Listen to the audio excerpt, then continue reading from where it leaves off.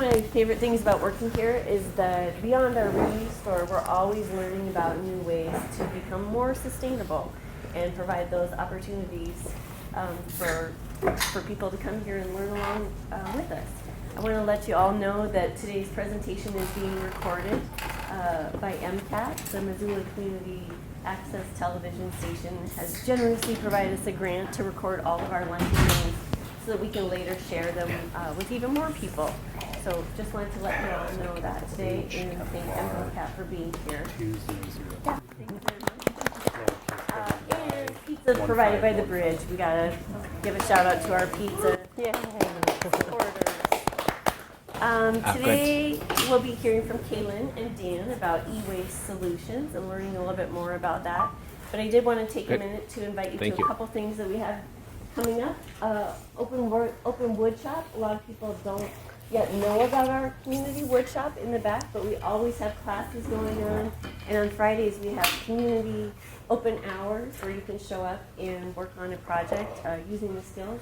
There's a free tool training that starts at 12:30. And then open wood shop runs from 1 to 4. And then I wanted to invite you all cordially to attend our Bikes and Bolts, a free concert that's going to be happening this weekend on Saturday. Doors open at 6 over at Free Cycles. We're joining together with Free Cycles to kind of celebrate community, and we're both raising money to pay off our mortgages so that we can offer more programs look just like this. And our Fix-It Clinic. We, in addition to Lunch and Learns, we have a Fix-It Clinic every single month. Next month's Fix-It Clinic will be held at the space, but they're often held here. It's a free event where you can bring your item, any item, and we will help you figure out how to fix it and teach you how to fix it. So I encourage you all to take advantage of that. And with that, did you decide who's going first? I think I am. Dan is going first. Welcome. Yeah. All right, well, thank you. Hi, everybody. I'm Dan Hubing. I got my name up there. I work at the Makerspace in the library, and about a year ago, I also do the Windows Users Group at the library for Microsoft Windows. And at the Makerspace, they have laptops that cannot be upgraded to Windows 11. And I thought, well, gee whiz, we should just order 6 or 7 more brand new laptops. And I went, holy cats, that's a lot of money. And for laptops that work fine on Windows 10. And so that's about when I got involved with the Linux project and found out that there's a Missoula Linux users group. So we're also having monthly Linux users group meetings at the library. So I'll show you kind of how to get in there and make sure you know where it is and when we do it, what the dates are and room and all that stuff. So I got involved with the library's Linux project, and then I thought, well, there's a lot of people that have older laptops, older computers that can't be upgraded anymore to Windows 11. So Windows 10 is at its end of life from Microsoft. Windows 10's been around probably 10 years already, so I don't fault Microsoft for shutting down their operating system. They've been doing that for 40 years now, and Apple, Chrome, Google, and Chrome, and all of them, they always have issues keeping things updated, and then they can't service anything that's too old. If you have smartphones, you probably know, and probably have had 4 or 5 smartphones in the last 20 years.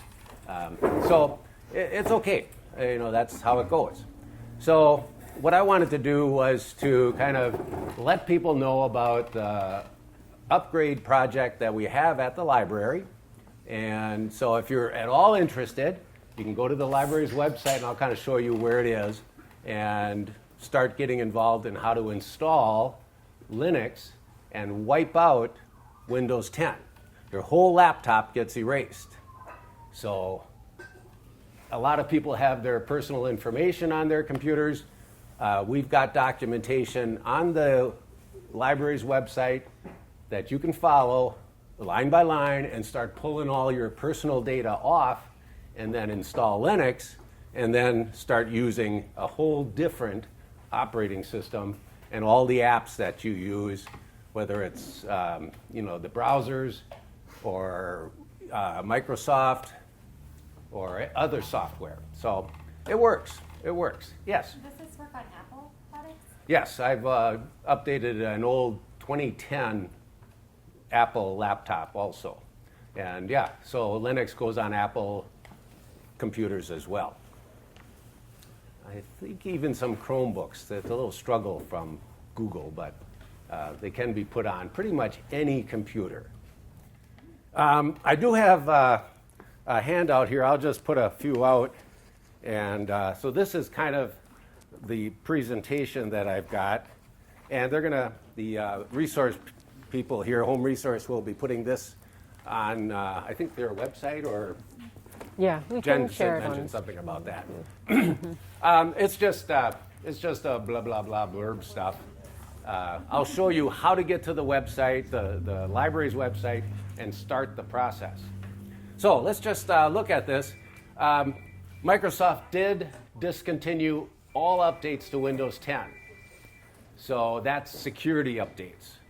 And that's the issue here. If you're not running, if you're not getting updates to your computers, they're becoming more, you might say, dangerous or more easily hackable with viruses and stuff. So we wanted to find out how we can pull off Windows 10 and put on a different operating system. It's not Windows. And that's what the struggle I had, because I was a Windows guy and I still am, for a lot of years. And how to use Windows, it's like second nature to us now. So that's why we're doing this Lunch and Learn, to try to eliminate people throwing away their computers. Put them in the garbage, nobody sees it anymore once that lid closes, and it just disappears. Well, we know where it goes. It goes into the landfill over here. And all of the components, the gold, the silver, all of these minerals that are in our laptops and batteries, it's all very dangerous for a landfill. So let's try to eliminate as much of that electronic waste as we can. And what's kind of nice about Linux is all of your hardware that you currently have, you can still use. Whether it's a printer. I mean, when I installed Linux on my machine here, it found my HP printer, instantly, which kind of blew me away. I was like, "Whoa, wow, this is cool," and I started printing without doing anything. So it was, unless you have something really unusual, some old scanner or some, weird printer somewhere. That might be more of a challenge to get it to work. But for most people, they just have they go to Best Buy or someplace and buy a printer over the years. Those all connect up really easily to Linux. And the reason we have a users group for Linux is also to discuss problems that people have. So, so we can keep your current investment in your computer systems. Linux should work with everything. I put the word should, because there's always something that doesn't work. It's kind of true with Windows too. You might hook up something and it's not working. You got to find the driver for it, call the service. Those things still go on. The applications that are in Linux are somewhat compatible with Windows. Now, I've been using Windows Word, Microsoft Word and Office, since they came out, and I just love it. I think Windows Word is a wonderful word processor. I mean, it's just incredible. Well, that is very difficult to use on Linux. Microsoft doesn't make it easy. In fact, they make it very hard. So Linux offers an alternative, and the software that we use, this version of Linux, uses LibreOffice, which is a free Office equivalent. And it works well. I'm learning how to use it. I had to kind of rethink about how I learned Word the first time I used it many years ago, and it was a struggle. how to create a table, columns. Ugh. It was really difficult. Well, you got to get into the mindset. If you're going to go to Linux, the mindset is you're going to have to relearn a new program. So, which is always good. It's always good to learn new things. You do need to spend time learning.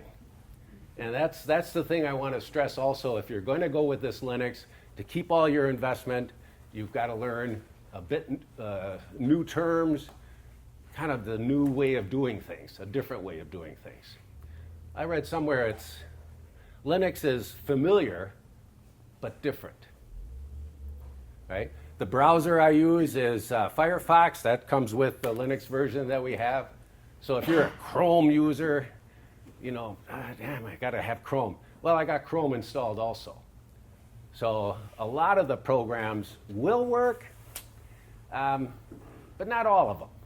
Just a lot will. You might have to find out and learn what doesn't and then what's an alternative. And we've got all that documented. So it's not like you're alone, you're scared. There's a community, this Linux users group. We're trying to put together even a way of communicating right in Missoula here with emails, and so our Linux users group can be our own community. If you think about what you had to do with Windows, if you had a problem with Windows, you had to call their support. Or Apple, you had to go to Apple to get their support. And sometimes that worked, sometimes it didn't. With Linux, there is no one company. A lot of this software is free, and it's known as open source. So it's created by other developers, other programmers globally. It's not up in Seattle for Microsoft or California for Apple, where there's one building with 1,000 programmers. Here, the 1,000 programmers are scattered around the world. They create stuff.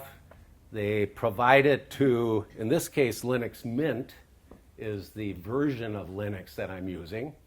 And that organization has probably 20 developers. So if I'm some programmer off in Germany somewhere and I work on my program, I would send it to the Linux team. They look at it, make sure it works, make sure there's no malware in it, and then they put it in the repository for me to download. And not just me, but other people around the world that run it. So it's a whole different mindset than having one corporation be the source of everything. Here it's all scattered. And that's a weird concept. So it's just something that we got to work on. Linux is not Windows. Windows is Microsoft. We're not using that anymore.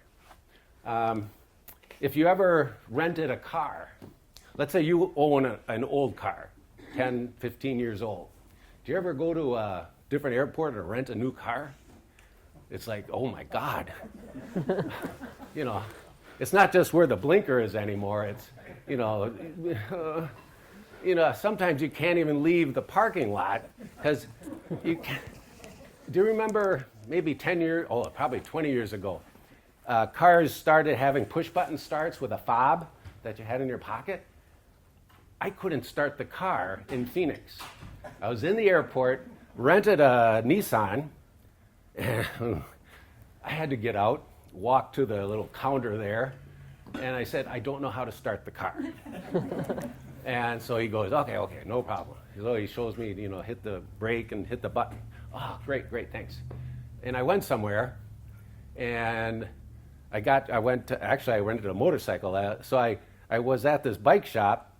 Okay, I rented one, and I go, I'll be back tomorrow. I got into the car, and I went, oh, shoot. I couldn't remember how the guy started it. I had to get the book out. Luckily, they had books in the glove compartment. So it's different. Linux is not Windows. And that car rental that I had was not my Chevy that I had at home here.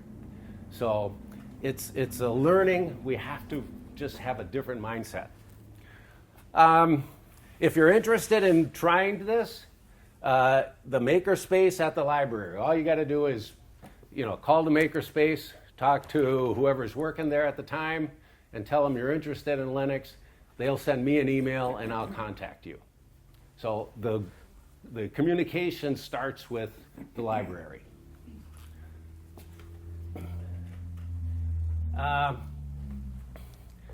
If you want help installing it, because that can be a scary situation. So the first thing you got to do is pull all your information off of your current computer. Everything comes off. Emails, passwords, bookmarks in your browsers, all your bookmarks, all your passwords, all that has to be pulled off of your computer and stored on an external disk drive. So there might be a couple things you need to purchase. A USB drive, the stick. And then we'd also recommend purchasing an external hard drive that looks like a deck of cards. And that's a high storage capacity external to your computer. Plugs into the USB port, and it's like the memory stick, but memory sticks are small, and you need to pull all your data off, so you're going to have to put it on a larger disk. So all that information is documented. I have a website here that it's a Google website for Linux install. And again, you go to the library, talk to the makerspace. I'll contact you or somebody from the users group, and they'll probably tell you about that website. Let's see if I can get to it. So it's called the Linux Install Support. Start here, and you come over here and you go, okay, what does that mean? Here's like a download button. So you can open up these documents, and it'll start telling you how to start the process of getting Linux installed on your machine.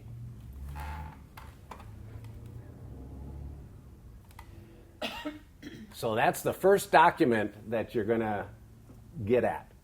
Then as we work down, here's the second document. This is your preparation steps. So in this document are all of the steps that you need to start pulling off your data. And what you're going to need is about requirements here on page 2 is a large USB external drive. I put 1 terabyte there. If you don't have one yet, just go to Best Buy or some computer store and tell them I need a terabyte external drive. And they're probably, prices have gone up a bit over the last year or so. They're probably like $60 or $70 now for an external one. And also the smaller memory stick. So if you don't have one of those, you need one of those as well. So you need the stick and the big one. And then just follow through these instructions here. And you're going to be pulling off your apps, the names of your apps that you currently have on Windows, all your browser data, any documents, login credentials, music. My neighbor gave me her laptop, and she's not a violin teacher. I don't know. Oh, she is a violin teacher. So she's got tons of music. So we pulled all that off. She had a lot of photos and videos. Specky is something else. And any special Windows information, like what kind of card do you have for Wi-Fi? Because that can be, there's a lot of companies that make, these circuit boards that are in our computers, and some of them are so easily compatible with Linux. Some of them are more difficult to get to work. So those are all the things that this document tells you how to do. So that's that document. And then to kind of save us, we've got a little data liability waiver. So when you come back to the library and we will help you actually install the software. And if there's any problems or issues, well, the waiver hopefully will help us kind of protect our butt from taking your laptop and wiping it out. So those are all things that we would have at a meeting. So we actually have a meeting at the library to go through a lot of this stuff. So one-on-one with somebody, and to get your comfort level and understand. It's like you're buying a new car. Let's say now you get rid of your old one, and now you got a brand new one that you got to figure out. So that's how that all works. Then there's the document for installing it. The type of Linux we're using is called Linux Mint. So Linux is the Linux software is used by like 100 different companies. We've chosen Mint because it's very Windows-like. So it looks like Windows. In fact, if I kind of come over here and I hit the Start menu, this is the Start menu. It doesn't look like Windows 10 or Windows 11. It looks more like Windows 7. But that's all right. It allows me to look at different things. I can get all sorts of information on my computer and that sort of thing. So this is all stuff that we are interested in. So once we get it installed, then you can configure it the way you want. So there's a lot of different steps that we can take to make it look nice.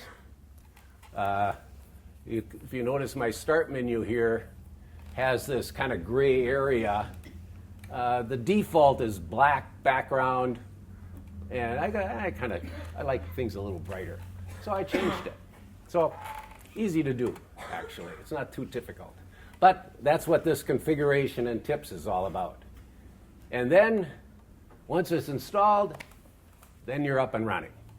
So we've got using Linux software for everyday use. So a nice document here on browsers. Do you use Google Drive? Do you use OneDrive?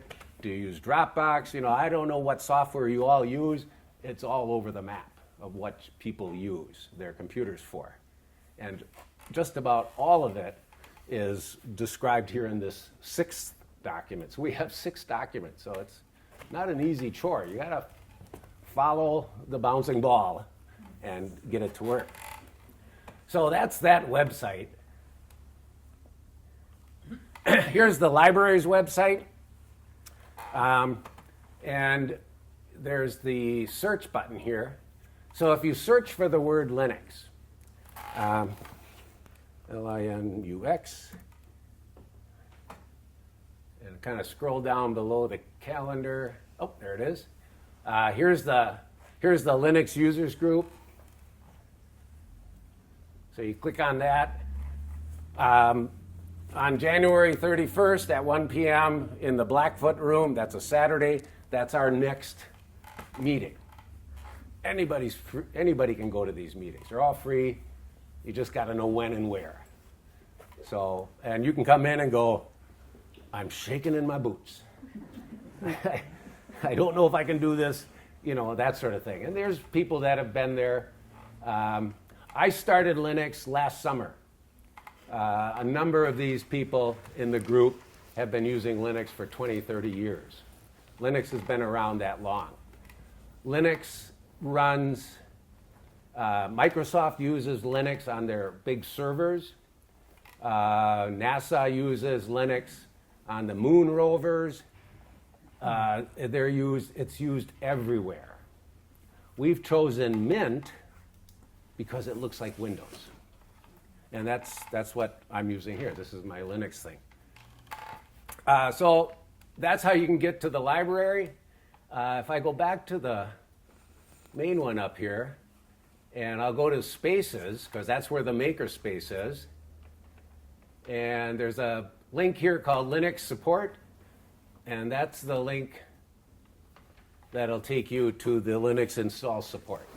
So that website is written on that handout. or just go to the Makerspace site at the library. I wanted to use the library as the starting point of where you go, because it's a cool library. Yeah. I also have this neat little document here, kind of a drawing. Let's see if I can get that a little bit bigger here. Oop, oop. The first step is contact the Makerspace. Just call them up one day, or when you're there and Makerspace is open, just knock on the door and walk in and say hi and tell them what you're after. Then they're gonna connect you with someone like me from the group to start the process of getting it installed.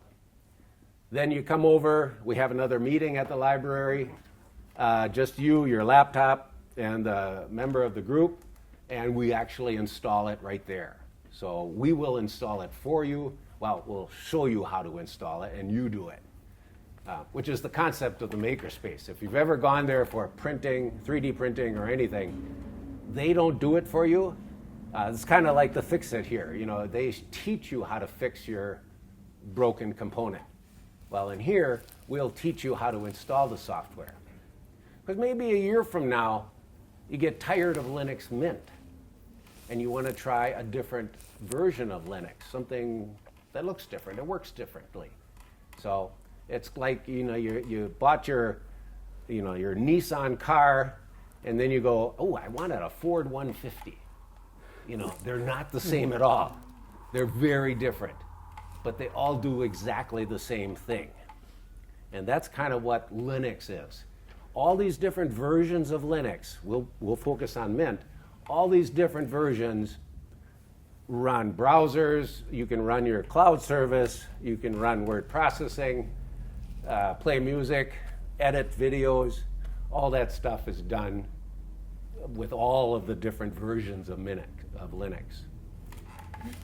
And then you sign the waiver to kind of save us in case something goes wrong, and then all the different expert help. I mentioned support. If you needed help with your Windows or Apple, you went to one company. Here, there's a community of support. There's there's a Mint users group where people go, I can't figure out how to do this. And 10 people will say, oh, here's how you do that. So there's a lot of support from the community of Linux users. And there are a lot of them.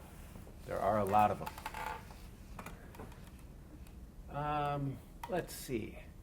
Let's go back to the document here. So support, YouTube. You've all gone to YouTube to learn how to fix your drill or fix a table. This one's pretty good, this chair. So, or to fix your washing machine or lights, switches. YouTube has a lot of Linux tutorials. There's the Linux install support site, which I just showed you a couple times that you can get at. That's us, that we built that website. And then at the library is the users group. Search for Linux, and you'll go right to the local users group. So let me close all this off. So this is kind of what it looks like. I've got mine. It looks like Windows. I found a really cool moon or sun maybe. And I've got folders over here just like everybody else. And there's a trash just like before. I got my icons down here. So I can open up my browser. No, not browser. This is my Windows Explorer or File Explorer. They have a different name for it. They just call it Files. But it's got folders, just like what you're used to. So I can get my button right. So I can go to Documents. Here's my documents. I got a test folder here that I played with. I got a little test document. You've done this before. It's just the words are a little different. And that's all it is. It's just a little different. But it's very familiar. I couldn't get onto the Wi-Fi, so down over here is the little Wi-Fi thing. So I got hooked up with the password to Wi-Fi here in the home resource. It found my network at home like right away. I just had to type in my password to get online, just like anybody else that has to connect to a network. So there's nothing different. It's all the same. I can right-click on stuff and close windows. I can go back to where I was here. I've got pictures. So, here's a sad day. I wonder what that was. Oh yeah, there's my sad day. Told you I rode a motorcycle. Well, the motorcycle got a ride on a tow truck one day. That was in Minot, North Carolina, so that was a rough day. But and you can edit pictures. You can do whatever you want. Questions? What concerns do you have? Yeah. Are there security features built into the operating system, or do you buy a third party? No. The whole concept of security was a little frightening for me. In Windows, what did we do with security? Oh my God, we had all these antivirus apps, lots of programs, the fearful stuff. But if you opened up your email and you got an email from the post office that said a package could not be delivered, click here for data, boom. They might have installed something. Well, with Linux, that's still the same thing.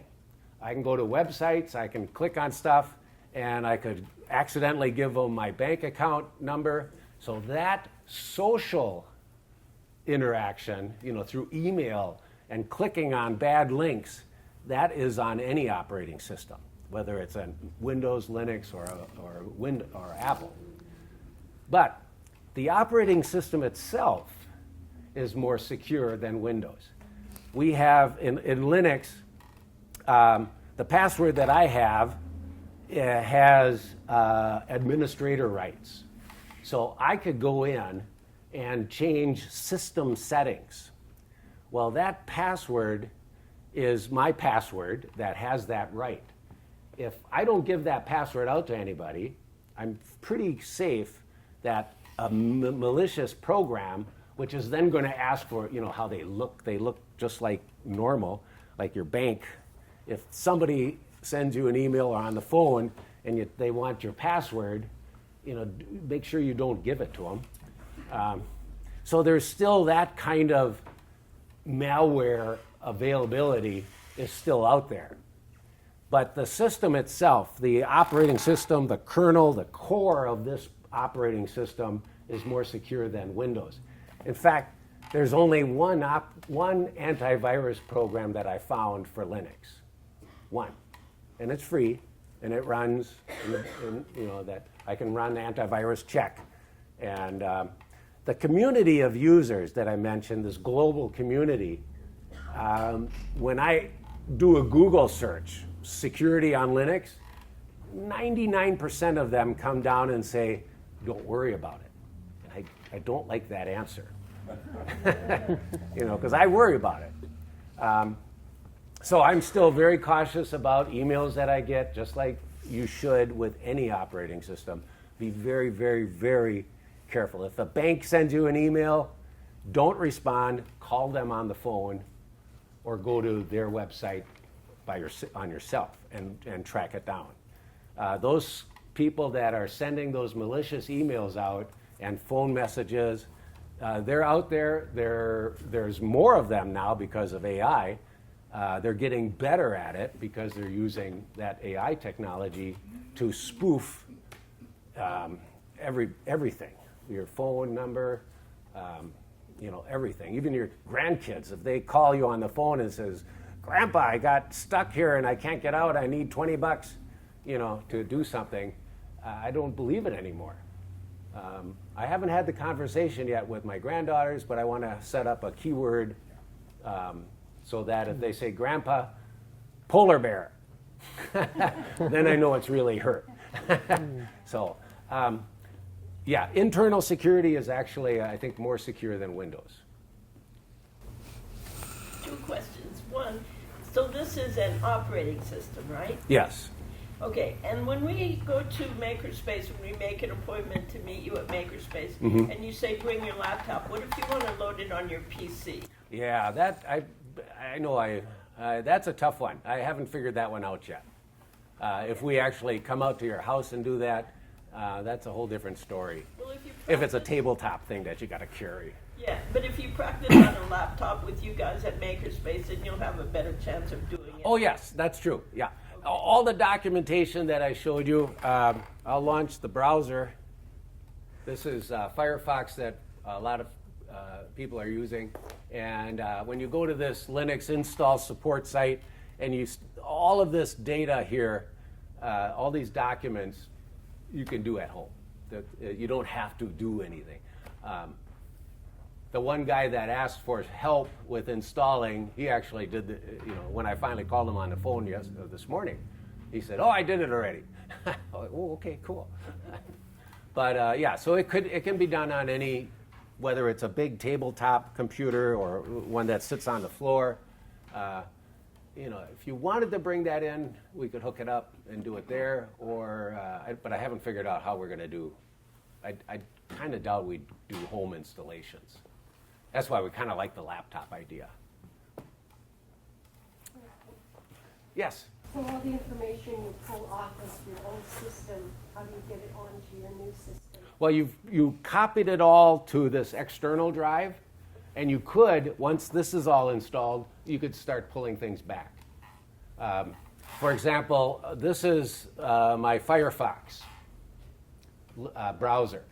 All the browsers have, if I go to their support here, or the settings, go to bookmarks, and on the bottom it says manage. It might be hard to read, but you can back up all your bookmarks into a file that you save externally. Then, when Linux is installed, you import those bookmarks back in. So all of your bookmarks, and there's quite a few of them, you pull them off, and then you bring them back. So you export it, and then you import. Is that true with your Word documents and your Excel documents?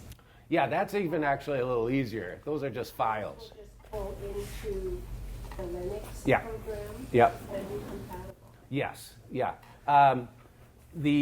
For Office software, LibreOffice is kind of the standard that comes with Mint. There's another one, I think it's called OpenOffice, that is another free alternative to Microsoft Office. They all will open your Word documents, but now it's a different program than Word. So if you use Word and you've got some fancy table or some drawings, they may not look exactly when they get converted. So I've seen that with some of my stuff. What I did there was, there's an online, if you use Word a lot like I do, you could go to Microsoft's website and use the online Word. So you don't have it installed, you use the free, and it's free. It doesn't have all of the features of the paid version of Office, but it has enough. Unless you're a desktop publisher, then you might use something other than Word. Yeah. I started using Linux a couple months ago, but I didn't use it very much. But I noticed I got something called Badger, Badger? and I don't know if that was Firefox or it was part of Mint. Mm-hmm. But it's supposed to screen malware at the browser level. Mm-hmm. You know anything about that? No, most browsers don't do that specifically. Some of them have more privacy settings. For example, Chrome and Edge, which are popular browsers, there's the privacy settings kind of share a lot of your data with third-party programs. Firefox is a little bit better in its privacy settings, and then there's things like Brave browser, which is even more difficult to kind of share your personal information. So browsers have more of like ad blockers that are built in and that sort of thing, but You've never seen. not I a. think it's resident with Mint. I don't know. Firefox is resident with Mint, but it doesn't have a malware blocker built in.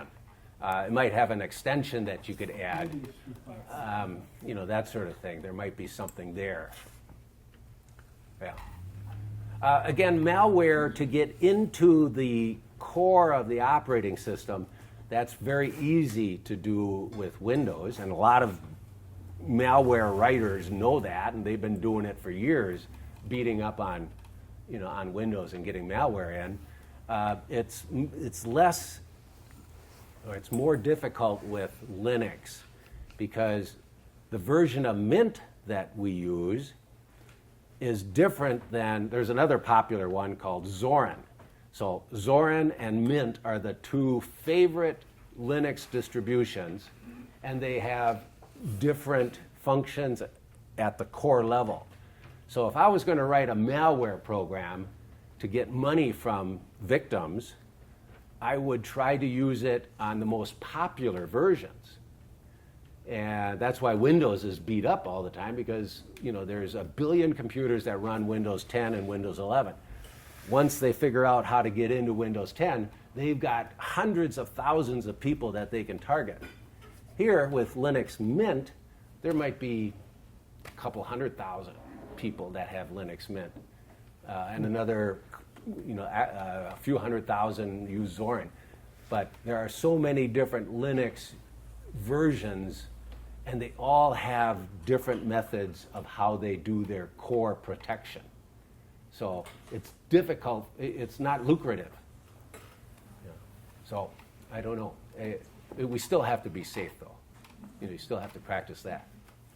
So I have a couple of laptops that are older and not super powerful. Mm-hmm. And Windows has all these programs that run in the background that use up Yep. memory and CPU. Yep. Does Linux do that as well? They have some that are in the background running, not nearly what Windows has. The install program for Linux Mint is 3 gigabytes, whereas Windows, I think, is 11 or 12 or something like that. So it's much larger. I have Linux Mint running on my wife's Apple computer with 2 gig of RAM, and it runs. Right? It runs. I can browse. I can open a couple of tabs on my browser. If I open too many, that memory is going to be used up. So you can install a version of Linux on really old PCs, and with so you don't have to buy extra hard drives or disk or memory or something either. Whereas Windows kept getting bigger and bigger and bigger and bigger. With Linux, they tend to be smaller, smaller, smaller. There's a different mindset of Linux users than Windows users. At the Makerspace, one of the classes I teach is Arduino, which is a little controller circuit board. There's another controller circuit board called Raspberry Pi. So it's this big. I mean, that's how big it is. And there's a version of Linux that runs on that. So Linux, these different versions are for different reasons. Like my reasoning was to replace Windows 10. So this thing it comes with Office software, it comes with LibreOffice, it comes with a browser, it comes with a file explorer, comes with a photo editor, so it comes with a lot of stuff, because the purpose of Mint and Zorin is to replace the Windows 10. So that's kind of why I chose Mint. What else we got? Is there a cost for this software? No. Open source software generally is free. With Linux Mint, the whole thing is free. Zorin, which you might read about if you start Googling I want to replace Windows 10 with Linux, they'll probably say Mint, and Zorin. Zorin has a free version, and then there's a paid version where you get more apps. And the apps, all the apps are free, so you could still get the free version and then just download the apps. I actually have I have a link here called Extra Notes, and if you're looking for something specific, I put together a table here of various apps that support a specific function.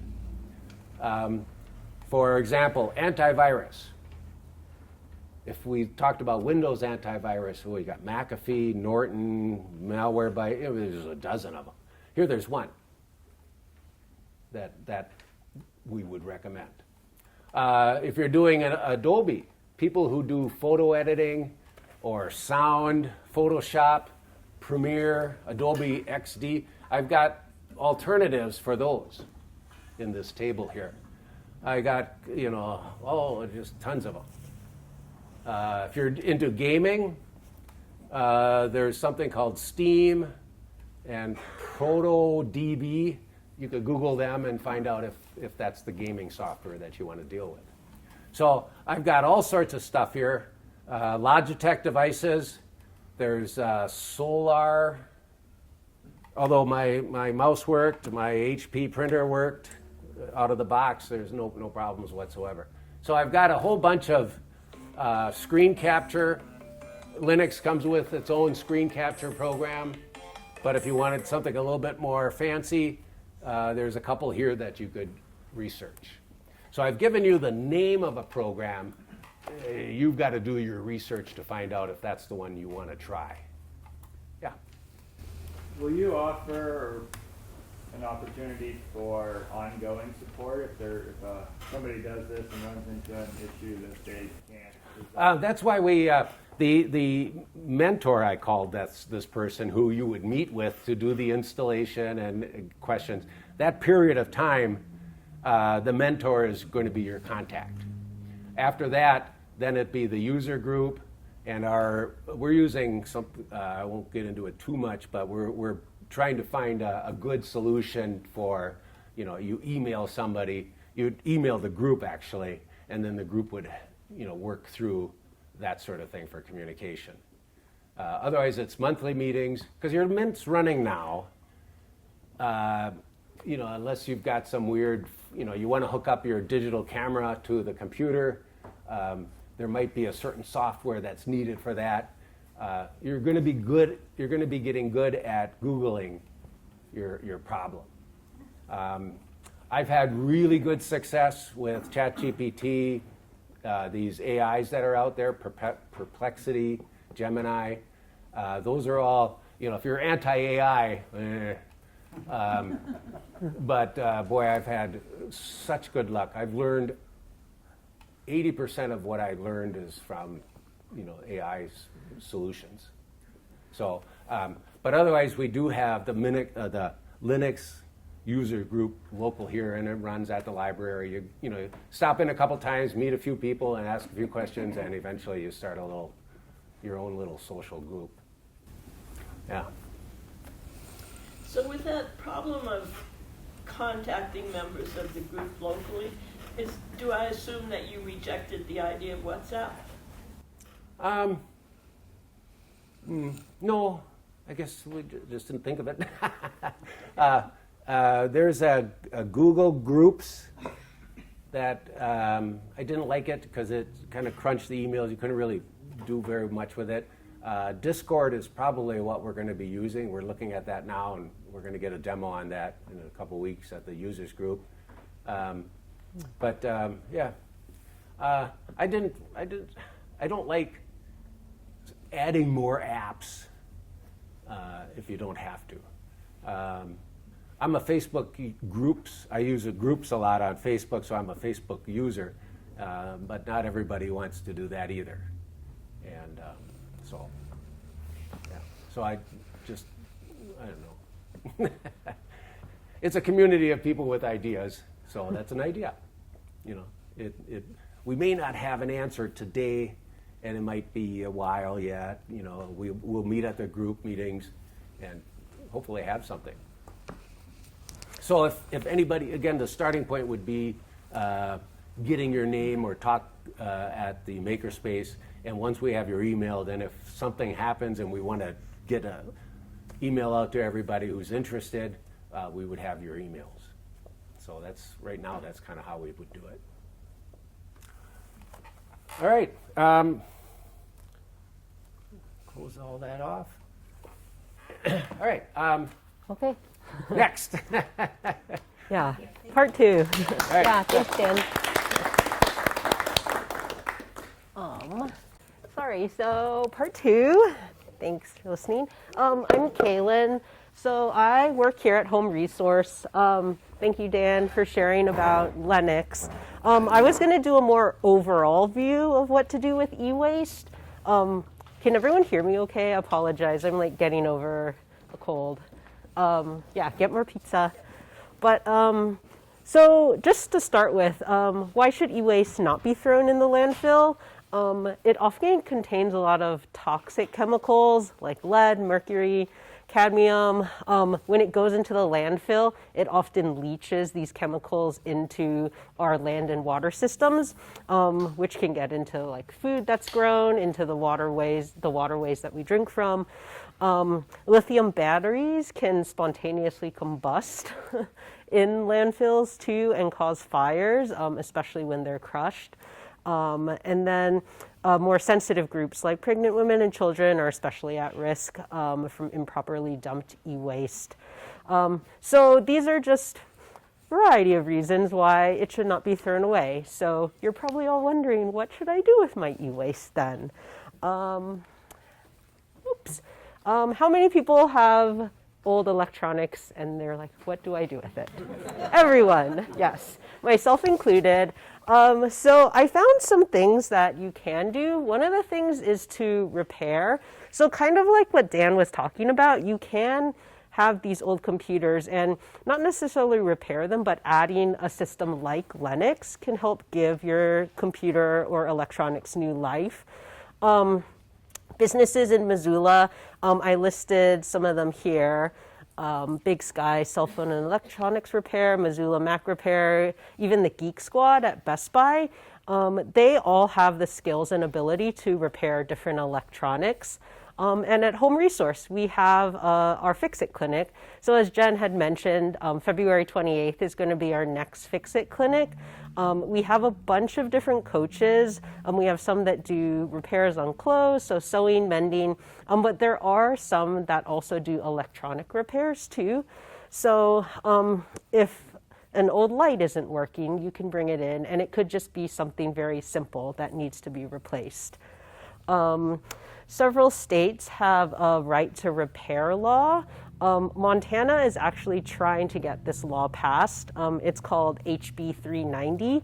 So basically, something like a laptop that you can't fix. So for example, when I was in college, I had a MacBook and I had no idea how to fix it at all. So I went to the local Apple store and they were like, well, it looks like it can be fixed, but you'll have to pay $1,000 to fix it. And I was like, I'm a poor college student. I cannot afford $1,000 to fix this. So I ended up just buying a new laptop because it was actually cheaper for me to buy the new laptop than to pay $1,000 to fix it. So these right to repair laws, they allow people to actually find ways to fix it online. Like the company has to share the different steps to take so you yourself can repair it, or another company can offer it for free and then you can go and find these instructions and they can walk you through how to repair that. Okay. So the next thing is to donate. Electronics, they should be in working condition.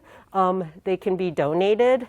So similar to some things here at Home Resource, we do not want things that are broken. We want things that are still sellable and people can use them. So if you're going to donate your electronics, please make sure that they are still working. There are a lot of great organizations out there that will take your old electronics. So Computers with Causes, they give old computers and laptops to people who can't afford them and need them for work or school. Secure the Call, that's another one that I found, and they will take old cell phones that are still usable and give them to victims of domestic abuse. We do not take electronics here at Home Resource, but thrift stores like Goodwill and Salvation Army sometimes do. I know they take TVs. My dad recently donated our old VHS player, RIP to VHS, but yeah. But some, if you're not sure, you can always call and ask if they will take your electronics.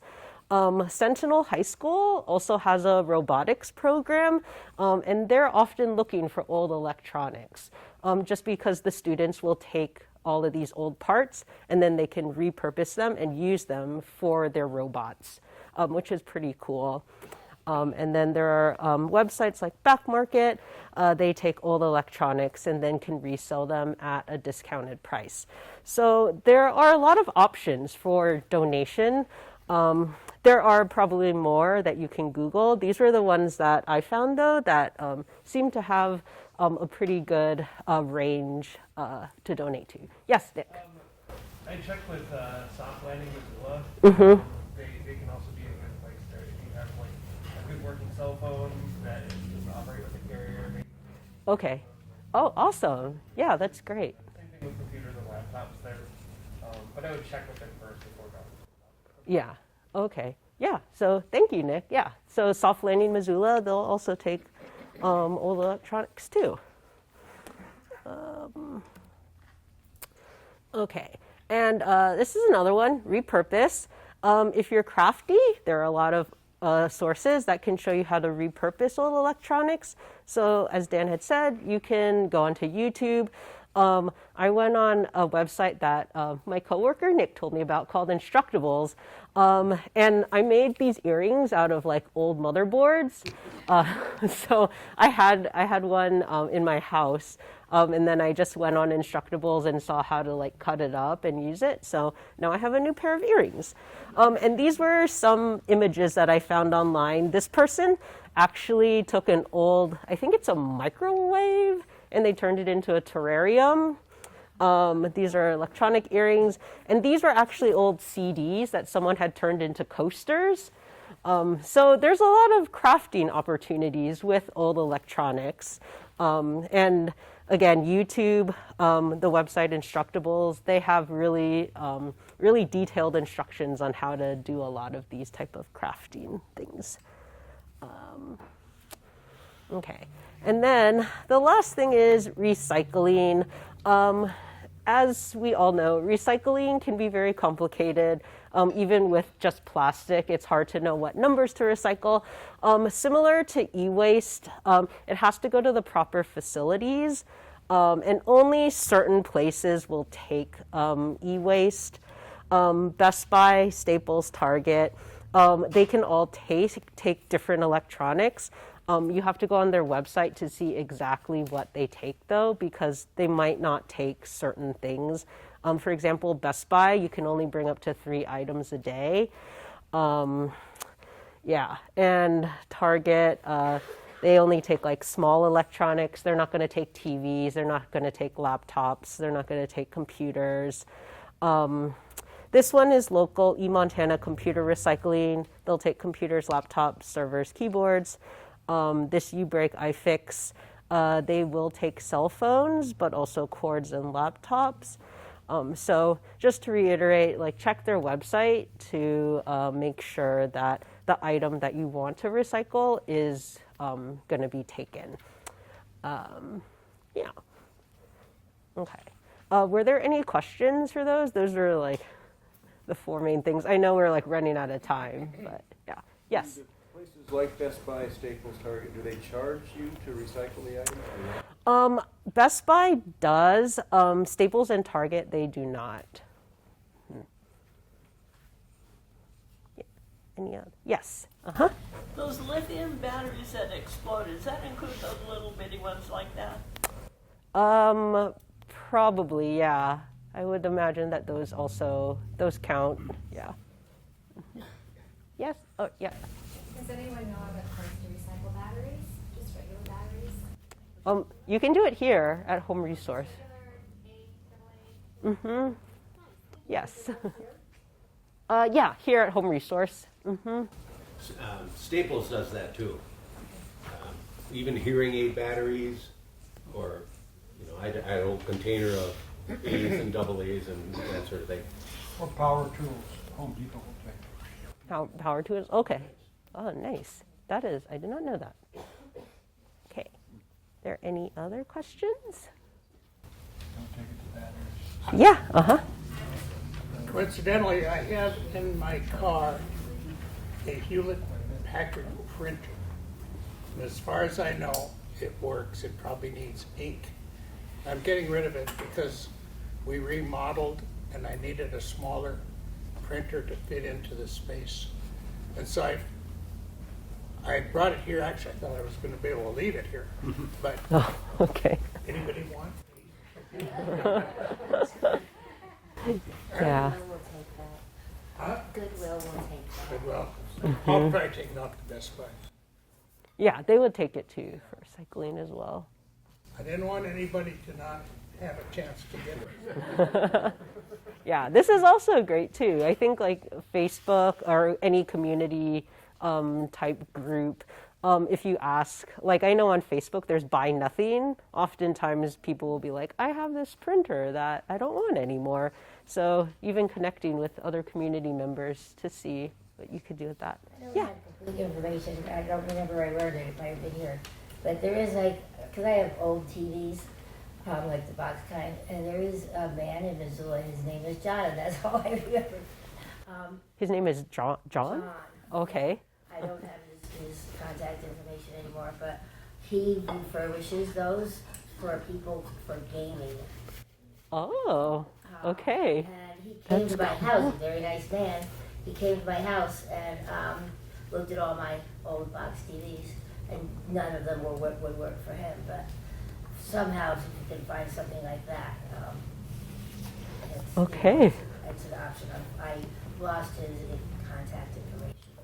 Oh, okay. Well, John the Yeah, yeah. Have to ask around, I guess. Yeah. Yes. Uh-huh. Is there a simple way to clean off a computer so you could give it away without giving away a bunch of personal information? Is there?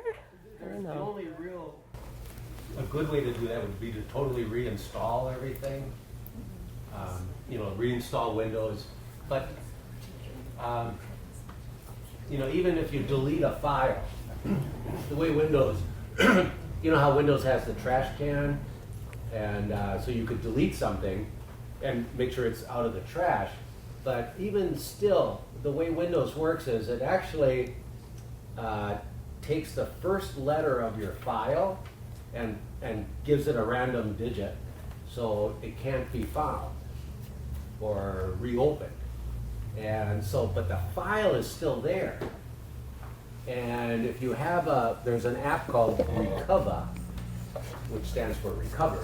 You could actually recover a deleted file. So it knows how to replace that letter with the proper one again to reopen it. So deleting doesn't delete. It just hides your file. So you'd almost have to reformat the hard drive, just wipe it out completely, would probably be the best way, but then you have no operating system. You could install Linux on it and then just give it to somebody. Linux, one of the install options is to wipe out your Windows. The other option is a dual boot where it keeps Windows and then you have Linux. So when you boot up your computer, the prompt is, do you want to run Windows or do you want to run Linux? Sounds like a really good idea. It's not a good idea because most people who do that within a few weeks find that they stay in Linux and now they've got this Windows partition on their hard drive that is still there.